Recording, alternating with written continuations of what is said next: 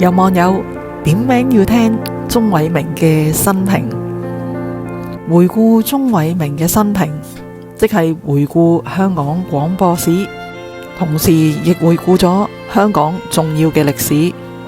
鍾偉明喺香港廣播史備受尊崇愛戴，大家都尊稱佢係鍾大哥。由1947年開始，鍾大哥憑住佢雄渾鏗鏘嘅聲音、精湛細膩嘅演技，仲有一份不斷燃燒嘅播音熱情，喺20世紀50、60年代演活咗一個又一個嘅廣播劇角色。佢可以為演出《國林探案》裏邊嘅國林探長，為咗呢個角色，佢接受咗3個月嘅警察訓練，亦為咗講述武俠小說而拜黃飛鴻嘅徒孫朱如齋為師。呢一份專業精神令到佢成為廣播巨星，並且開創電台嘅黃金盛世。以往嘅香港大事，例如港督就職、颱風襲港、越南船民問題，市民都可以透過鍾偉明爽朗清晰嘅聲音接收資訊，係一代又一代香港人嘅集體回憶。鍾偉明喺1931年7月17號出世，佢屋企人同佢講，佢係喺屋企出世㗎，當時係有執媽上嚟同佢接生㗎。喺屋企出世真係幸福啊！當時鍾偉明一家係住喺灣仔道257號，佢就係喺灣仔出世，灣仔長大，仲認識咗好多隔籬鄰舍嘅細蚊仔。到佢大個啲，就中意同附近嘅小朋友一齊去打足球啦。嗰時係打啲乜嘢足球嘅呢？佢話係打啲好細個嘅橡皮波。嗰時附近好多巷噶，小巷我哋就聽得多啦。鍾大哥就話嗰時佢哋屋企附近係有啲好闊嘅巷，喺佢眼中算係街道嚟噶啦。當時喺灣仔道嘅尾就係南洋兄弟煙草公司嘅貨倉大廈，佢仲記得轉過去就係南洋戲院嗰邊，亦都有佢哋嘅辦公大廈，都係南洋兄弟煙草公司噶。嗰條街道就成為咗佢哋嘅足球場啦。因為嗰陣時同而家唔同啊，嗰時係冇乜車噶，對落就係摩理臣山道同埋天樂里啦，咁都係一條電車路啫。喺幾十年前，話唔止幾十年前啊，因為鍾偉明喺1931年出世啊，佢細個喺灣仔踢波，冇90都有80年前啦。當時條街好少車噶，所以佢認為危險性都唔係好大，喺條街打波都冇咩大問題噶。佢仲記得對面仲有2棟紅磚屋，佢望到係由紅磚所起噶。聽講嗰啲紅磚係好名貴噶，係得2座嘅啫。不過若干年後已經拆咗咯。拆咗之後，聽聞嗰啲紅磚啊，逐嚿拎返去啊，可想而知係幾咁珍貴啊。鍾偉明話原來嗰啲紅磚係好珍貴、好實淨嘅。喺日軍侵佔香港嘅時候，嗰棟樓嘅4樓曾經中過一炮噶，而呢一棟樓外牆嘅紅磚只係損咗一角嘅啫，成等大炮射咗入去，只係損咗一角。哇，咁真係相當之實淨喎，大炮都打唔穿啊！鍾偉明童年時候灣仔嘅樓，佢話最高都係得4層嘅啫，所以佢哋對面嘅呢2棟紅磚屋呢，都係4層高。佢住嘅257號就只係得3層，只係得3樓，上面就係天棚啦。同鄰居都係認識嘅，有時走到上去3樓，再上多層就係天棚啦。佢仲記得細個曾經上過天棚放過紙鷂添，呢啲都係佢年幼時候好好嘅回憶。佢哋當時都冇咩其他嘅娛樂噶，除咗返學放學。佢嗰時返學要返好早噶，每日8點鐘上堂，中午12點鐘放飯，食完晏1點鐘就再返學，下晝4點鐘放學。每日就淨係上8堂嘅啫，每一堂上10個字，中間就有2個字小息，放小息佢哋就去下洗手間啊，或者去貿易部買嘢食啊。每日放咗學或者踢咗波之後，就返屋企乖乖豬做功課啊，背熟下啲書啊，要背書㗎。生活就比較單調啲。雖然話單調，不過佢覺得功課都唔係好忙，佢就好有興趣㗎。佢都好中意喺書本上面尋求多啲知識。佢9點鐘就要上床瞓覺啦，好少時間見到爸爸㗎。佢話可能佢爸爸每一晚都有應酬啊。爸爸返到屋企嘅時候，佢哋已經瞓咗啦。到佢哋返學嘅時候呢，爸爸又未起身喎。呢個情況都有啲似鄧碧雲啊。佢以前拍戲拍通宵啊，都冇乜機會見到個女。個女返學，佢都仲未起身，情況同鍾偉明嘅爸爸都差唔多啊。咁1個禮拜就要等星期日朝頭早就會見到爸爸啦，因為爸爸星期日朝早一定喺屋企食飯噶。而喺開飯之前呢，一定要睇下鍾偉明啲功課噶。佢爸爸會睇晒佢嗰個禮拜嘅功課。佢細個就覺得好似係呈交俾大人審閱一樣啊。而佢爸爸多數都係勸慰嘅多，俾啲心機讀書啊。爸爸嘅呢一句說話，鍾偉明永遠記得噶。啲字寫成咁嘅，寫返齊整啲，靚啲吓，俾啲心機。多數係咁教法，好好啊！呢啲爸爸唔怪得知鍾偉明講嘢都咁客氣，咁慈祥啦。鍾偉明細個屋企都冇咩娛樂噶，佢話屋企連收音機都冇，老老實實。1931年出世冇收音機真係唔奇噶。去到1949年啊，麗的呼聲都係要收費嘅，收幾錢？安裝費成為港幣25蚊，每個月就收港幣9蚊。嗱，有一個資料話係10蚊，無論9蚊10蚊一個月都唔會係平啦。不過就可以每日聽足24小時嘅粵語節目，仲有2個廣播頻道，一個台叫銀色台，就聽粵語廣播；另一個電台就叫藍色台，主要就係聽英語頻道。麗的呼聲全盛時期，主要就係播放廣播劇同埋單人講述嘅天空小說節目。冇錯啊，從前嘅收音機好多古仔聽嘅，而家哎呀啲古仔去晒邊嘅啫，好似通宵先有啊，久唔久先聽到丁欣把聲啊。而當時收音機以麗的呼聲為例啊，有好多藝員噶，唔知你哋仲記唔記得呢？有鄧寄塵、譚炳文、何雪瑩、高亮、李平富、李我、蕭湘，當然唔少得呢一集嘅主角鍾偉明先生啦。鍾偉明就話佢屋企細個冇收音機，咁有收音機嘅人又點樣交錢嘅呢？唔通去銀行交？去郵局交？啊，唔係噃，原來當年麗的呼聲呢係要派人逐家逐戶上門收取月費噶。有網友就揾到一份喺1975年嘅收費人員薪金單啊，係啊，揾到人哋個糧單啊，咁得意。喺1970年幫收音機上門收錢嘅嗰位職員，佢嘅時薪係過9銀錢啊，冇錯，1蚊加9毫子啊。啲職員上門收錢嘅時候，順便都會問問啲用戶下佢哋中意聽啲乜嘢啦，知道用戶嘅喜好，收集下聽眾嘅意見，發覺佢哋最中意聽嘅環節就係廣播劇啦。廣播劇嘅部分陣間就會提到噶啦。頭先講到鍾偉明話屋企生活都幾單調，收音機都冇噶，咁有咩娛樂呢？佢媽咪就會帶佢去睇粵語片啦，哇，仲開心啦！佢哋話已經好開心噶啦，有陣時睇7點半，有陣時就睇9點半場。通常第2日唔使返學啊，所以佢就好開心啦。喺灣仔長大，鍾偉明細個最大嘅娛樂就係踢足球啦。有一班志同道合嘅細路，哇，一呼百應啊！一話打波呢，就會齊集咗去球場嗰度啦，玩得好開心嘅。去到1941年，日軍侵佔香港，佢哋就冇書讀啦，冇得上堂，喺度等消息。後尾日軍進佔咗香港，咁就乜嘢消息都冇啦，唔使諗啦。經過咁大轉變，屋企嘅家庭經濟就有問題啦，冇錢讀書啦，更加唔希望讀啲日本書啦。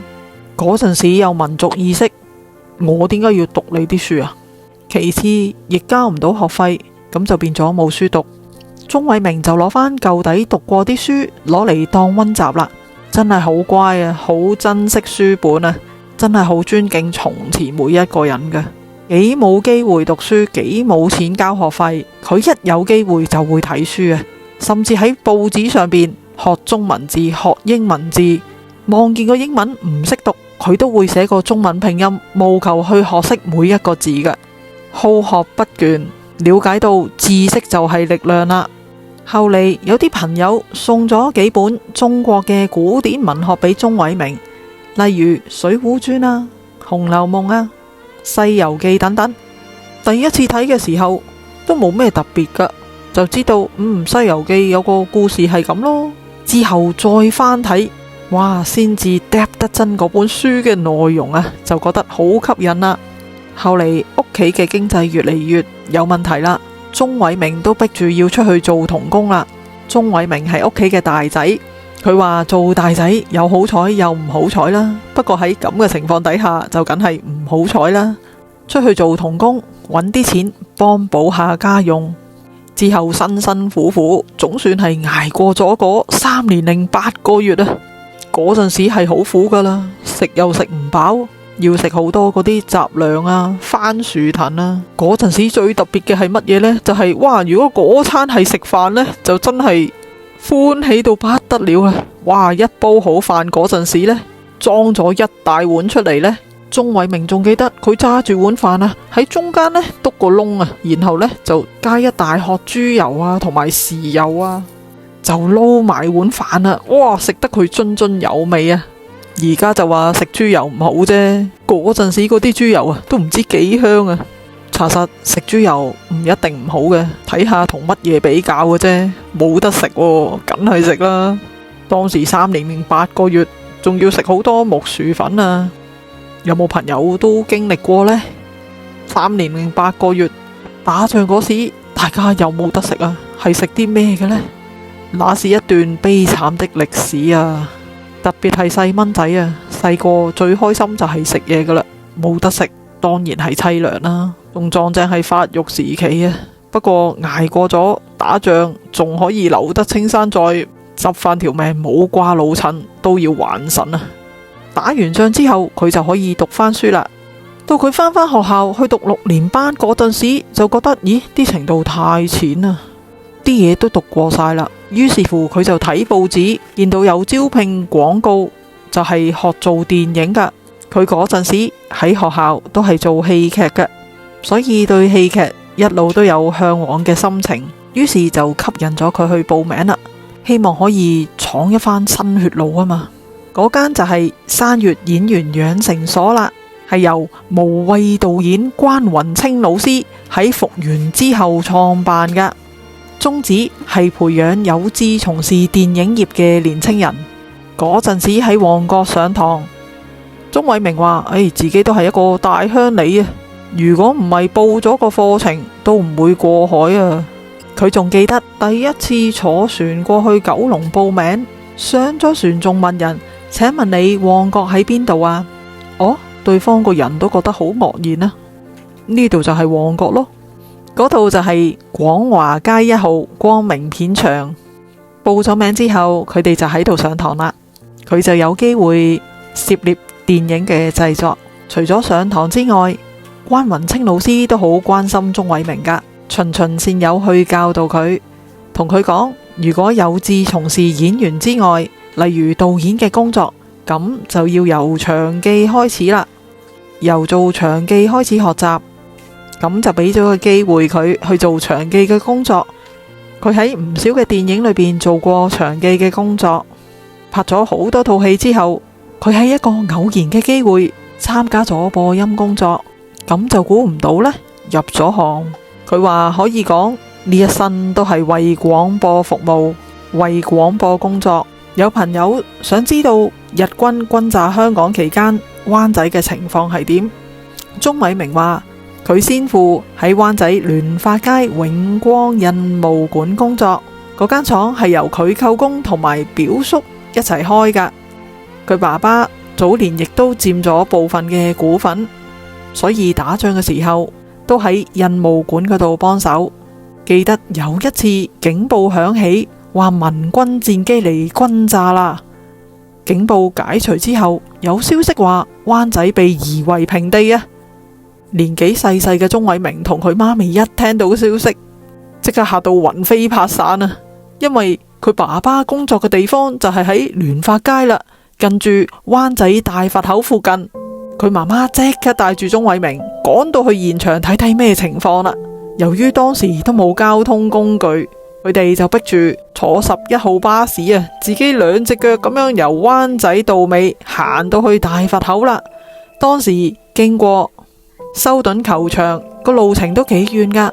佢仲記得沿住電車路走到去修頓球場，見到滿地都係屍骸，嗰啲斷肢啊，有手有腳，但係好奇冇頭喎。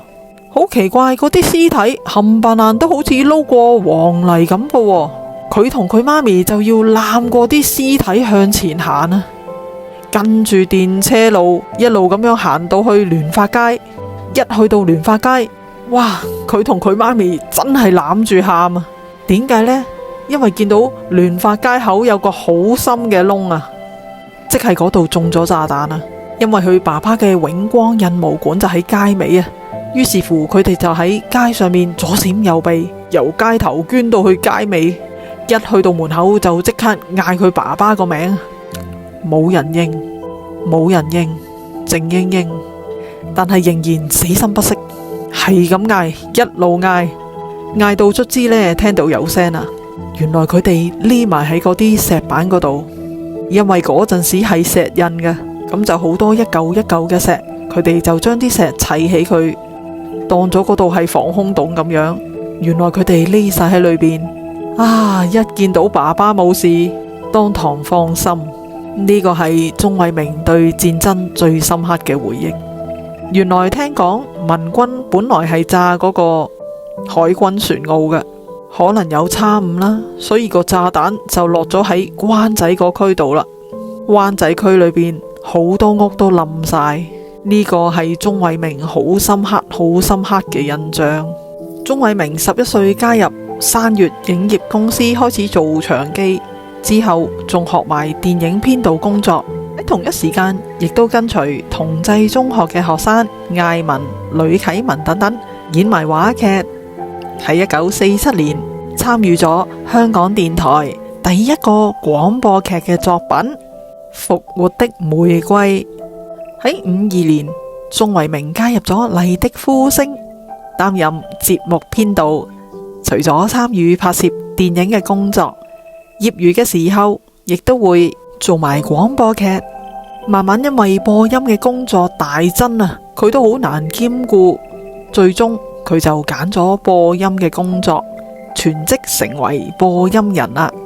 從事播音工作之餘，佢亦都參與咗一啲廣播劇嘅工作。咁有啲乜嘢嘅廣播劇種啊？佢有份做嘅就包括一啲科幻、戲劇小說、倫理、偵探、國術小說，應有盡有啊。而佢播演嘅廣播劇，例如《偉倫探案》、《洪熙官》等等，深入民心啊。因此，鍾偉明被冠以播音皇帝嘅美譽。大家有冇諗過，點解咁多人都叫鍾偉明做鍾大哥嘅呢？原來佢第二個細佬鍾志明亦都喺廣播界工作，因為鍾偉明就係鍾志明嘅哥哥，鍾志明都會喺其他人面前稱呼鍾偉明做大哥，所以其他人有學佢咁叫下就叫咗佢做鍾大哥啦。查實佢確實係廣播界嘅大哥啊！喺1955年嘅時候，佢離開咗麗的呼聲，加入美國新聞處 USIS， 負責製作有關香港嘅綜合節目。只不過麗的呼聲唔俾鍾偉明辭職喎，咁都得，仲多次同美國新聞處傾啊。到最後美國新聞處特別准許鍾偉明喺佢業餘嘅時間就參與麗的呼聲、香港電台同埋商業電台嘅廣播工作啊！哇，個個台都要佢啊，冇咗佢唔得噃。觀眾就係中意佢啦，呢啲真係江湖地位啊！一路落到1970年啊，鍾偉明就獲得香港電台取錄成為節目主任，成為咗公務員啦。大家記唔記得1980年代後期好多越南船民湧到嚟香港啊？一扭開收音機，總係聽到呢一段廣播噶。香港對越南船民已經實施甄別政策，跟住嗰段越南話廣播就係向佢哋講述呢個政策嘅內容。bắt đầu từ nay, một chính sách mới về thuyền dân Việt Nam đã được chấp hành tại Hồng Kông. Từ nay về sau, những thuyền dân Việt Nam kiếm cách nhập cảnh Hồng Kông với thân phận những người di tản vì vấn đề kinh tế sẽ bị coi là những người nhập cảnh phi pháp. Là những người nhập cảnh phi pháp, họ sẽ không có chút khả năng nào để được đi định cư tại nước thứ ba, và họ sẽ bị giam cầm để chờ ngày giải về Việt Nam。剛才嗰段越南話廣播係向企圖進入香港嘅越南船民講述香港對佢哋實施嘅甄別政策㗎。港英政府喺1988年6月16號起，對越南船民實施咗新嘅甄別政策。喺香港電台播放呢段不漏道拉嘅廣播，試圖阻止大量嘅越南人進入香港。頭先呢段廣播嘅粵語部分就係由鍾偉明講述噶啦。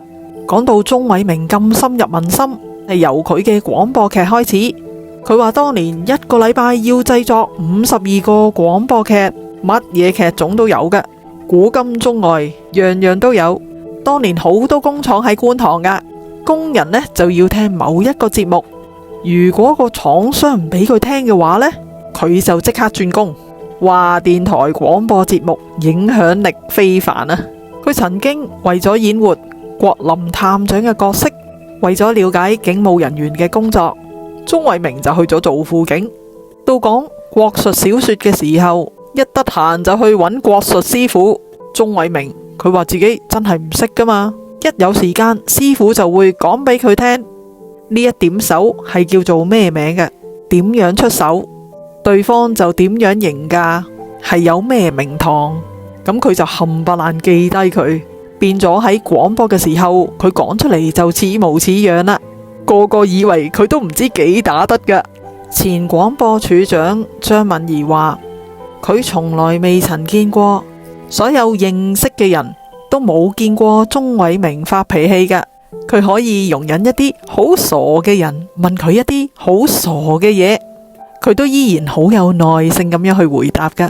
鍾偉明喺1991年退休，張敏儀話雖然都有一個歡送會俾鍾偉明，但係大家都知道我哋係唔會俾佢離開嘅，佢亦都唔會離開，聽眾唔會想冇咗佢㗎，聽眾一定唔想冇咗鍾偉明把聲，所以佢哋好早已經有協議，鍾偉明喺退休之後會以客串嘅身份主持朝頭早嘅長者節目，仲有好多其他有需要嘅揾佢幫手做嘅嘢。張敏儀同鍾偉明講過，香港電台冇咗邊個都得，冇咗你就唔得。所有同事無論有冇同鍾偉明直接接觸過嘅，都知道佢就係香港電台嘅精神支柱。香港電台第5台嘅節目主持李仁傑提到鍾偉明好照顧同事㗎，同事遇到唔識讀嘅字都會打電話俾鍾大哥。車淑梅話鍾偉明確實係做到立功立德立言，係佢哋後輩好好嘅學習對象。著名編劇杜國威話佢會永遠記住鍾哥哥好慈祥嘅笑容，笑得好溫馨嘅，同埋佢永遠唔肥嘅身材，同埋佢嗰種與世無爭嘅風度。鍾偉明係香港廣播界第一位華人獲英國頒授員佐勳章，係第一位華人獲得 MBE 勳銜嘅。喺1998年，鍾偉明亦都榮獲香港電台頒發咗廣播成就榮譽獎，表揚佢喺廣播界嘅貢獻。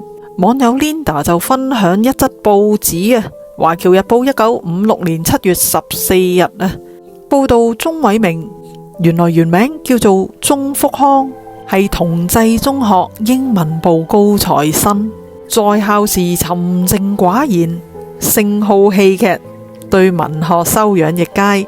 校內戲劇活動他很有貢獻，演技造詣甚深，常得師長稱譽。一位姓何嘅網友就話啦，港台有鍾偉明，商台有馮展平，兩位都是播音皇帝，同時喜歡聽他們的播音劇。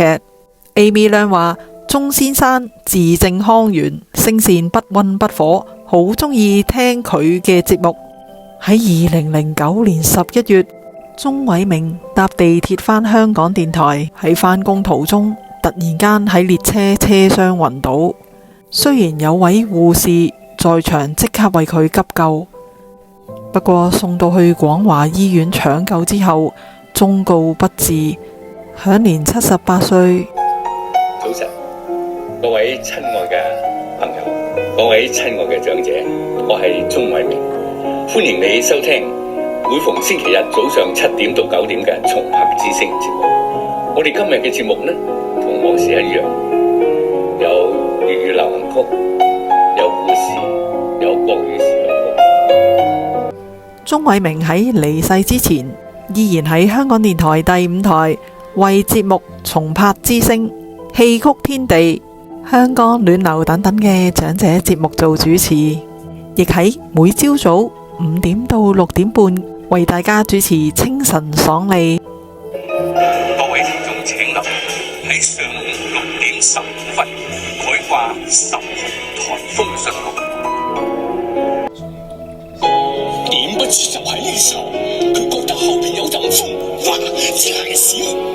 我行我嘅路，你行你嘅路，不路相逢。晨啊，鍾大哥！早晨，佩佩。早晨啊，各位聽緊香港暖流嘅聽眾，早晨，早晨。大家好啊！大家好啊！今日咧就係星期3，咁啊為大家主持節目咧就有鍾偉明鍾大哥，加上錢佩佩為你主持嘅。多謝捧場，其樂無窮。好啦，多謝大家咧吓。你有冇聽過鍾偉明嘅廣播劇呢？邊一出最令你印象深刻啊？你聽收音機有冇聽過鍾偉明嘅節目呢？中意佢邊個節目啊？歡迎大家留言分享一下你對鍾偉明嘅印象。好多聽眾都好掛住佢。Suki Chan 佢話播音人去了，流傳千古聲還在。確實講出好多聽眾嘅心聲。Dixon Low 話記得87年間喺信和與鍾大哥有過一面之緣。他很喜歡收集外國郵票明信片，我和他閒聊了幾句，覺得佢談吐很斯文。朱萬子、劉德華、鍾偉明合作過，演出廣播劇《聊齋新志》，裏邊有好多優雅嘅言談。暖暖寒寒，朝朝暮暮，年年冷冷清清，花開花謝，花謝花開。兩隻小妖精在書房休息時對唱，唔知香港電台仲有冇鍾偉明先生嘅《聊齋》廣播劇呢？真係好想聽啊！有冇朋友同我一樣都好中意聽廣播劇、聽人講故仔嘅呢？如果你喜歡鍾偉明先生，中意聽收音機嘅話，請你俾個 like、點讚、訂閱我哋嘅頻道，分享我哋嘅節目，撳埋個叮當。等我哋有新節目上架嘅時候 YouTube 可以第一時間通知你。感謝大家收聽收睇我哋嘅節目，祝各位笑口常開，福杯滿溢，約定你下一集再見啦，拜拜。